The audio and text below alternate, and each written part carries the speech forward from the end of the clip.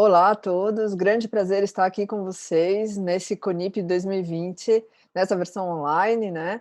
E para mim, eu queria antes de tudo deixar o meu agradecimento pelo convite, é fantástico estar aqui podendo contribuir com esse evento, né, tão importante para o Poder Judiciário, trazendo não apenas temas principais aí do debate da sociedade, mas também agora, né, trazendo inclusive a LGPD, trazendo a Lei Geral de Proteção de Dados para conversar com vocês. Então vamos lá, pessoal, espero que vocês estejam bem motivados aí a entender cada dia mais sobre algo novo, né, que recebemos aí praticamente como um presente, que foi o direito fundamental da proteção de dados pessoais. Eu gostaria, antes de mais nada, de mostrar para vocês um pouco, né, e falar, nesses nossos minutos aqui por vir, que as leis gerais de proteção de dados e de processamento de dados pessoais, que é uma novidade aí para o direito brasileiro, ela já existe em outros países.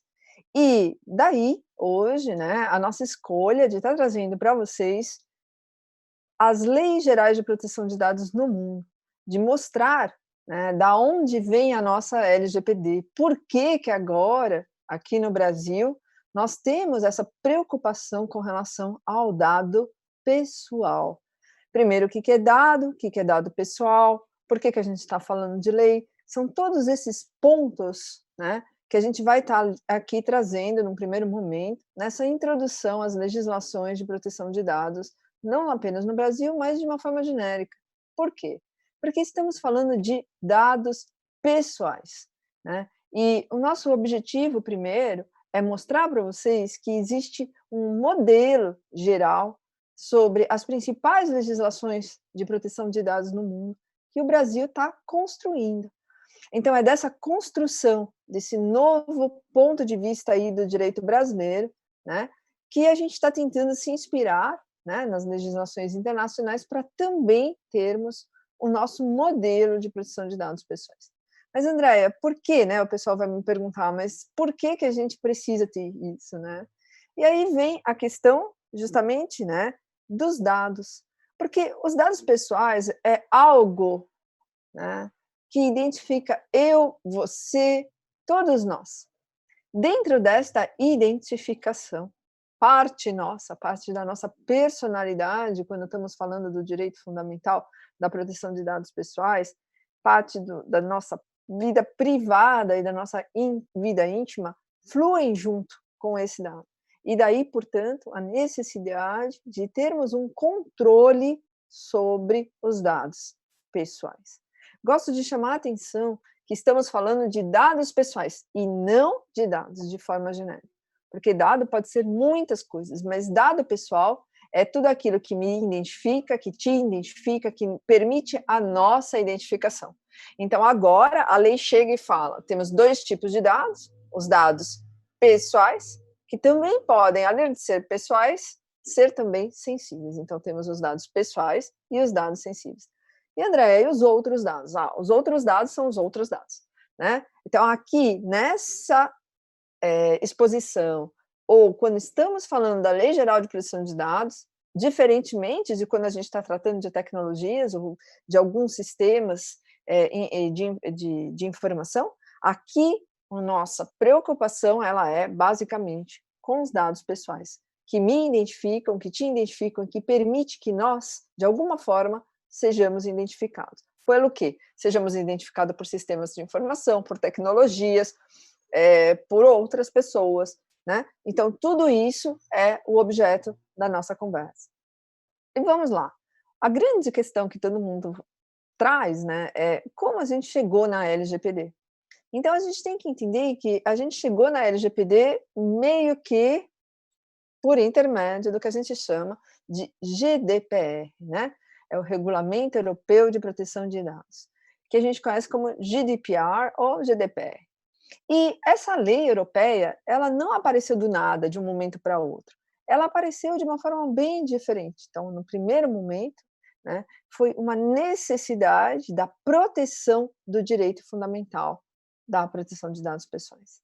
Aqui no Brasil, a gente começou a falar em Lei Geral de Proteção de Dados antes de começar a falar do direito fundamental da proteção de dados pessoais, que é um direito que deriva do direito da privacidade. A gente vai ver isso um pouquinho mais para frente. Um segundo ponto foi a necessidade de ter na Europa, né, uma mesma proteção para os dados pessoais, independentemente do país que esses dados figurem. Não fazia sentido, na Europa, por exemplo, de se ter um vazamento em Londres e ele ser penalizado com uma punição mais branda do que um vazamento ocorrido em Berlim. Então, para termos ali o mesmo mecanismo, a gente estabeleceu, então, a necessidade de uma lei geral. Aí a gente tem um outro ponto muito importante que trouxe aí, que foi uma das origens da criação da GDPR, que foi a questão do risco inerente próprio ao processamento de dados, que de qualquer forma já traz em si um risco devido ao tratamento. A gente viu e vem vendo, não, nesses tempos que a gente está ultrapassando, que cada vazamento de dados chama a nossa atenção para o que pode acontecer com esses dados, o que advém. Então, um simples tratamento está sujeito, sim, a um risco elevadíssimo de vazamento. E esse vazamento precisa, de alguma forma, ser protegido, não o vazamento em si proteger o vazamento, mas proteger os dados contra o vazamento. E aí, outros princípios também entraram nessa questão das origens da GDPR, como foi o princípio da precaução, o princípio da proteção, ou seja, eu tenho que ter uma precaução com sistemas de segurança da informação, eu tenho que ter uma proteção referente a uma pseudo-anonimização dos dados pessoais através de uma criptografia, eu tenho que trabalhar com um opt-in no momento do uso dos dados pessoais, e por aí vamos, né? E usando como base a Diretiva 31 da Comunidade Europeia. E ali temos, então, essa legislação europeia de proteção de dados pessoais, né, que inspira, né, toda essa legislação mundial que vem surgindo em razão da GDPR. Mas a gente precisa entender que não viemos assim de uma hora para outra e decidimos fazer a GDPR e que aí agora o mundo inteiro precisa pensar em proteção de dados, não. São questões bem diferentes. O tempo é longo em tudo isso. A gente tem uma evolução do conceito de privacidade que vem lá de 1890, quando a gente escreve lá em Harvard, Haring, que foi um dos autores, escreveu o primeiro artigo referente à proteção da esfera privada. A partir de ali, 1890, a gente está trazendo isso, né? A gente vê que o primeiro momento, né, de colocar a proteção da vida privada em relação ao uso dela pela imprensa, né, pelos meios da fotografia, pelos meios das imagens, não? Como que eu tinha que proteger a minha vida privada já naquela época? Então surge aí o primeiro artigo científico, né, sobre privacidade. Logo depois, mas aí a gente já está em uma outra época, né, ali por meados dos anos 40, 50, a gente tem toda uma questão da privacidade como proteção da vida privada em relação ao poder público. Por quê? Porque o mundo vinha acabando de sair das guerras, né, mundiais e entrando, né, naquela questão da Segunda Guerra, pós-Segunda Guerra, questões com a União Soviética, a questão de saber o que a gente faz, o que a gente não faz, de querer ter todo o controle e monitoramento. E aí, então, vem uma segunda fase, né, da proteção da vida privada, e agora se estabelecendo em relação ao poder público. E desde a Convenção 108 e a Carta da União Europeia, que a gente trabalha com a privacidade como um conceito de habeas data, né, que traz, então, um outro momento dessa proteção e uma extensão desse direito fundamental. Dali, então, temos que, hoje, consideramos a privacidade em quase todas as cartas constitucionais mundiais como um direito fundamental, inclusive na Carta Brasileira, na Constituição Brasileira. Então, o que que é importante, né, a gente observar, né, dessa questão da proteção à privacidade? Há muito tempo já se colocou a questão da proteção da privacidade numa convenção que a gente conhece como a Convenção 108, que ela traz lá, é uma a precursora, né, dessas conversas sobre proteção de dados pessoais, uma evolução entre a questão do direito à privacidade até chegarmos, então, ao direito da proteção de dados pessoais, no qual convidou-se todo o mundo, mesmo que não sejam países europeus, a aderirem à Convenção 108. O Brasil já fez, já pleiteou ser membro da Convenção 108, assinar, né, a Convenção 108, mas ainda não faz parte. Mas a Convenção 108, ela continua hoje vigorando e tem força totalmente ativa, ela está aí revigorada, ela acabou de ser, né, ali nos anos, em 1918, adaptada à GDPR e ela continua valendo. E essa convenção já traz o que a gente chama um modelo de proteção de dados, no qual nós precisamos estar compatíveis para poder, então, tratar dados pessoais, trocar dados e permitir o fluxo internacional desses dados e o tratamento. Outro ponto dessa legislação que eu trago é para mostrar para vocês que a legislação europeia não começou do nada. Olha, hoje decidimos fazer a GDPR. Não é isso. Nós começamos lá atrás, né, com várias legislações que abutiram, então, na GDPR. É todo um caminho, é toda uma ponderação que foi surgindo e evoluindo para então chegarmos na Lei Geral de Proteção de Dados. Um ponto muito importante aqui que eu gosto de trazer é que esse caminhar veio evoluindo também com a sistematização dos direitos da privacidade e também da proteção de dados na ordem interna dos países europeus. Então, vários países europeus, né, em razão de fenômenos próprios de cada um, levou a proteção de dados também ao nível de direito fundamental em suas cartas constitucionais. Aqui também é importante mostrar que esse caminhar ocorreu por motivos diferentes, né? Mais ou menos ali também no final da Primeira e da Segunda Guerra Mundial, e na época de 60, 70, a maioria das leis de proteção de dados começou já a existir nesses países europeus. Dali vem toda essa construção, né, onde queremos então colocar, né, para todos, esse desenvolvimento que abutiu com a GDPR, que veio de uma certa forma uniformizar.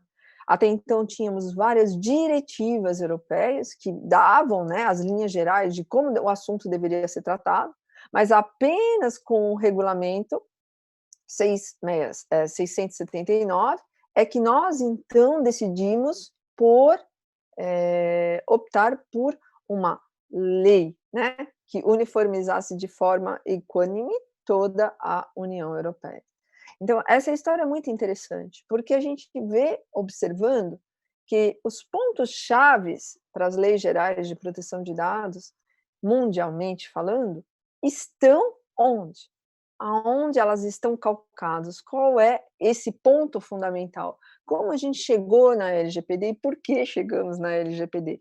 E daí temos, então, que abrir essa porta, né, e começarmos a utilizar aquilo que a gente entende e distinguir por privacidade, onde a gente tem algumas leis, né, que mostram fortemente a sua evolução lá desde os anos 50 até o início dos anos 2000, e a partir dali, né, o fenômeno do dado pessoal, em razão do desenvolvimento tecnológico, ganha muito mais força do que ele teve até ali os meados de 1990, 98, 99, e ele passa a ter um outro caminho. Então, o fenômeno mesmo, né, de proteção de dados teve a sua primeira interpretação, né, o seu primeiro modelo de como isso deveria figurar nas leis europeias, lá nos anos 90 com a OCDE, né, que é ali que dá as primeiras diretrizes. E vamos evoluindo, né, até chegarmos, então, atualmente, com a Lei Geral de Proteção de Dados Europeia, que é a GDPR.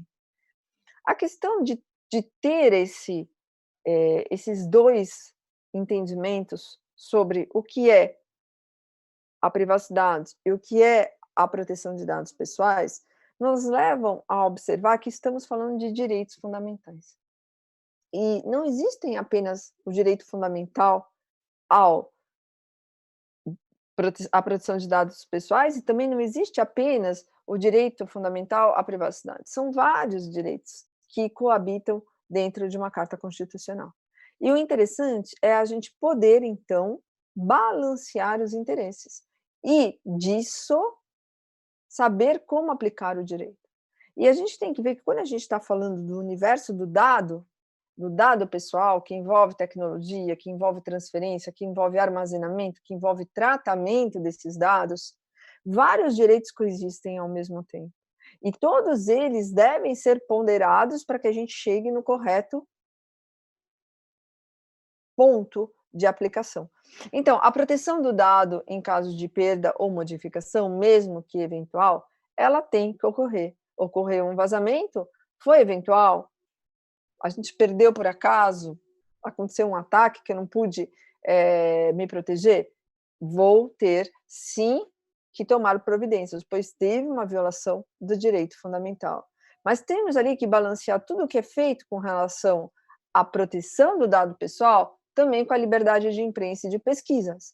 Temos que observar que o direito à saúde também, como aconteceu agora com o caso do coronavírus, não?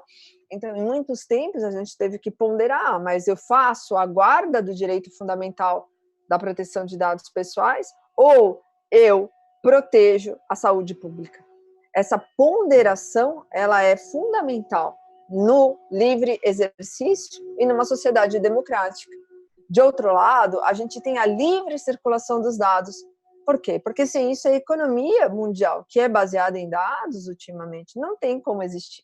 Então, os dados precisam circular e para que eles circulem, nós precisamos então ter medidas e leis que garantam que da parte dos dados pessoais eles estão cobertos com a proteção necessária. E temos todas as funções institucionais que também precisam continuar se desenvolvendo, independente, né, do tratamento. Então, tudo isso faz com que esse balanceamento dos direitos e dos interesses seja fundamental quando estamos falando de Lei Geral de Proteção de Dados.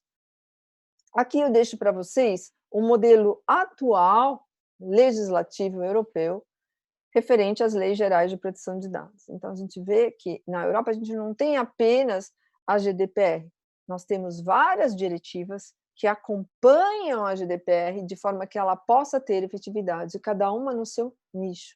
O Brasil agora, com a construção, né, e aprovação da LGPD, começou a criar as outras diretivas, né, principalmente que já estão aí para serem encaminhadas algumas para votação, sobre outros pontos referentes aos dados pessoais, por exemplo, em relação ao uso dos dados pessoais na esfera penal, né? Como a gente usa esses dados? É uma inspiração da Diretiva 680, que veio conjuntamente com a Diretiva 679, que é a GDPR. Então, a gente vê que esse quadro legal de leis se faz necessário também agora aqui no Brasil. Nós iniciamos com a LGPD, inspirada na GDPR, conseguimos, por intermédio do STF, ter o reconhecimento do direito fundamental à proteção de dados pessoais, e agora começamos a nossa construção desse quadro legislativo que se faz necessário para que de todas as frentes do dado pessoal estejam cobertas. E aí a gente vê que não temos apenas no mundo a GDPR ou a LGPD. Temos aí um mundo multicultural, não, com várias nações, e cada uma delas dispõe de leis. O que acontece é que várias nações, né, vêm para poder garantir a livre circulação dos dados assinando a Convenção 108 ou estando em compatibilidade com a GDPR. Para quê? Para garantir o fluxo de dados em relação ao território europeu. Então, é muito importante para que a gente possa manter o fluxo do dado funcionando, que as legislações sejam compatíveis, que o modelo de processamento do dado pessoal e os cuidados e também as penalidades sejam compatíveis para que possamos, assim, permitir uma validação interestados, né, entre os países de todo o mundo. E isso permite o quê? A transferência internacional de dados, né, garantindo o seu tratamento e de uma forma equânime, né, em qualquer lugar do mundo. Porque não faz sentido o meu dado pessoal ser tratado com maior ou menor severidade segundo o país que ocorreu um vazamento, ou não ter sequer nenhuma garantia em alguns países. Então, até o advento da LGPD, se um dado pessoal vazasse no Brasil, ele era tratado como um dado comum e não com o peso necessário que é exigido para o tratamento de um dado pessoal que advém dos países europeus. Então, o Brasil, por querer manter essa relação, por se adaptar ao fenômeno mundial tecnológico que exige que o dado pessoal ganhe uma proteção em razão das inúmeras formas em que podemos processá-los e extrair informações, criar vigilância e controle, faz com que tenhamos agora, então, a LGPD. Mas e na América Latina? Como acontece esse processo, né? Temos aí, então, a Argentina, que é um país vizinho nosso aqui no Brasil, que já conta há mais de 10 anos com uma legislação de proteção de dados pessoais e que já tem, é membro, né? Já faz transferências de dados internacionais com a Europa, da mesma forma que o Uruguai. Então, nós temos dois vizinhos, né, bem próximos aqui, que já podem exercitar esse direito em relação à comunidade europeia. E o Brasil ainda precisa de mais alguns passos além da LGPD para que isso seja possível, né? E a gente se pergunta, mas o que, Andréia? Porque a gente já tem a LGPD, ainda vai ter que fazer mais coisas? Sim, a gente ainda tem que fazer muito mais coisas no sentido de que o processamento do dado pessoal envolve que ele seja e possa ser fiscalizado por uma autoridade independente. Então, o Brasil começou muito bem, já temos a constituição da ANPD, mas a ANPD ainda não é independente, ele é um órgão do governo executivo.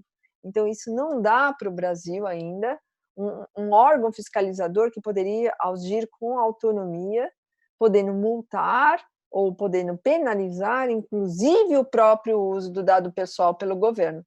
Como ela está submetida ao poder executivo, a gente sabe que ela vai ter restrições em fazer essa ação. E por causa disso, em grande parte, nós não conseguimos ainda aprovar o nosso modelo para as transferências internacionais de dados. Outro ponto que falta ainda para o nosso framework ficar completo são as questões técnicas para a transferência de dados, que devem estar saindo aí com o tempo, agora que a ANPD foi constituída. Então, a gente tem que ver que ter um framework de proteção de dados vai além da LGPD, que a LGPD é um ponto inicial para o Brasil, né? E isso é muito bom. Então, nós começamos o nosso caminhar nessa seara e com muita destreza. Por quê? Porque já temos uma lei, ela está sendo aprendida, ela está sendo replicada, né? Pelas instituições, pelos poderes públicos e também pelas empresas e órgãos privados, o que mostra que o Brasil está aderindo ao formato internacional do tratamento do dado pessoal, o que é muito importante para a gente, né? E lembrando que o que muda preponderantemente, né, com a LGPD, e que é muito interessante a gente ter essa atenção, é que todas essas questões que eu coloquei hoje aqui para vocês, elas decorrem do fato que a gente passou a ter um direito fundamental sobre o dado pessoal. Por quê? Porque o dado pessoal é muito importante. Através do dado pessoal, eu consigo criar profiles, eu consigo manipular pessoas, votações, né? Eu consigo mudar a sociedade por essa, eu consigo vigiar essa sociedade, eu consigo manipular, eu consigo controlar. Então, para tirar isso, o dado pessoal voltou a ser, né, do titular do dado pessoal. Então, quando eu estou processando um dado pessoal, antes de tudo, eu tenho que saber se eu posso processá-lo. É a questão do quê? Das bases legais de tratamento. A mais importante, né? Uma que a gente tem que lembrar sempre, não é a mais importante, mas é uma das mais utilizadas, é o consentimento. Então, o consentimento é o quê? É quando eu tenho que pedir a autorização do titular para processar o dado dele. Isso tem que ser a norma a partir de agora, não é mais a exceção. Eu preciso estar sempre pedindo a autorização. Se eu não tenho o consentimento do titular para processar o dado dele, eu vou precisar, então, solicitar a lei, eu vou ter que verificar com a lei se eu posso fazer aquele tratamento ou eu vou ter que ter um contrato ou alguma outra das bases legais para poder fazer aquele tratamento. Então, normalmente a regra é agora eu só processo dado pessoal que não é mais propriedade do detentor da base e sim do titular do dado, né? Se eu tenho uma base legal de tratamento, especificadamente a questão do consentimento. Então a gente está vendo que o consentimento ele traz uma exigibilidade muito grande de integrar o titular do dado nessas decisões daqui para frente, naquelas que usamos os dados de terceiro. A questão é que até hoje a gente sempre teve muito arraigado que se a gente dispõe da base, né, de uma base de dados, tudo que tem lá dentro é meu e eu faço o que eu quero. E agora vem uma lei e está dizendo para nós, mas não apenas aqui no Brasil, mas no mundo inteiro, que se eu quero processar dados pessoais, eu tenho que, antes de tudo, pedir ou ter uma autorização para poder realizar aquele tratamento. Por quê? Porque esse dado tem dono, esse dado tem um titular e ele está sob custódia na nossa base de dados. Nós não somos mais o dono, mas donos, né, dos dados de terceiros. Então, gente, eu deixo aí para vocês o recado. Eu coloquei essa frase um pouco por azar, assim, na hora que eu estava terminando de escrever o slide, mas consentimento, peça antes de usar. Então, antes de usar o dado pessoal, a gente tem que saber se nós podemos ou não utilizar.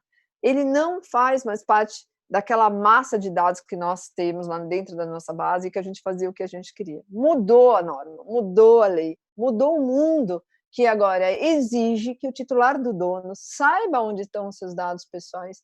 E quando a gente vai ler ali a LGPD, vocês vão ver a quantidade de direitos que o titular do dono do dado passa a ter com relação aos seus dados pessoais. Então, por isso tudo, né, fica aí o meu convite de continuarem aí com as outras palestras que estarão aqui no CONIP, para entender cada vez melhor o que eu posso, o que eu não posso fazer com os dados pessoais e por quê, né? Grande prazer estar aqui com vocês. Deixo para todos aí o meu muito obrigada e espero revê-los em breve. Muito obrigada a todos.